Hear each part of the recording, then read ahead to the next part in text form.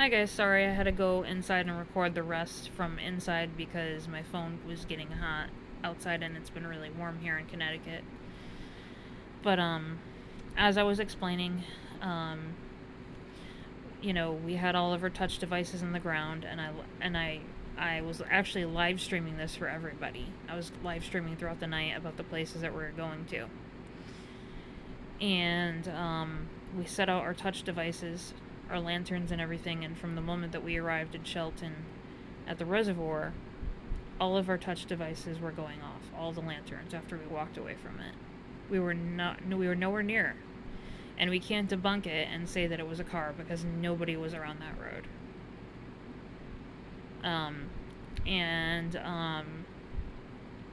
Because I felt something actually near my REM pod touch lantern before it was touched.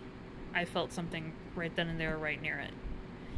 And then when I decided to go live stream, I was explaining about the area and everything, and there was a lot of people, and I really do support, really am happy for the support and everybody that decided to go on my channel and on my live stream, and support what I was doing, because that really does mean a lot to me and my team. And so I was explaining about the difference between doing an investigation in the dark and the light, because some of y'all were kind of going on there and you're like, wait a minute, I'm not seeing them for a moment, because as it got darker, I wasn't able to have a bunch of lanterns around me or things to kind of show myself or Ryan, and I tried to kind of put a little bit of flashlights on us. But the thing is that if we have flashlights kind of on us or whatever, or if it's shining too much, spirits do not want to come out, so your activity might be less. And also during night, like when it starts to get night, the veil between the worlds is thin, and so that's why you have more activity at night than you do during the day. Not to say that you don't have activity during the day, because plenty of people that have hauntings, plenty of people that go through a lot of paranormal experiences will experience a lot of this stuff at all times. So we did a phasma box session after the EVP session, and in the EVP session we heard a movement, as if somebody was basically moving. And then also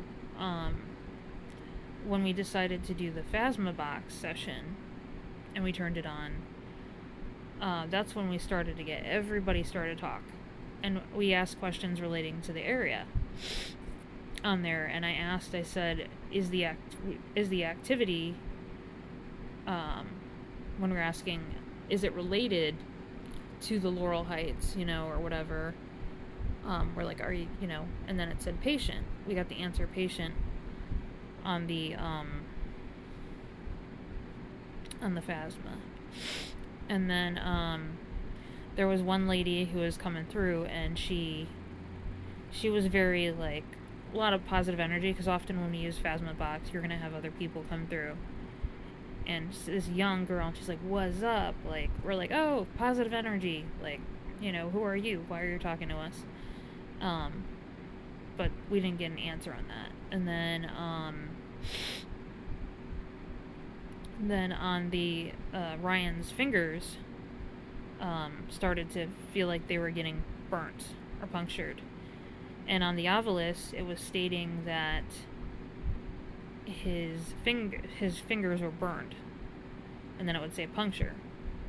So the spirits were recognizing and watching us, and they were seeing his finger and what was happening. And I do believe, and from what I was feeling, that a spirit was communicating with him through that. But I also had to make sure that I could debunk it at first too, because sometimes what you feel and what could be going on could not necessarily be true. And even if you're feeling something, you always want to debunk, as well as a paranormal investigator, of what's going on, to make sure it's not other means going on. So I have two different ways of looking at things, two different perspectives as an investigator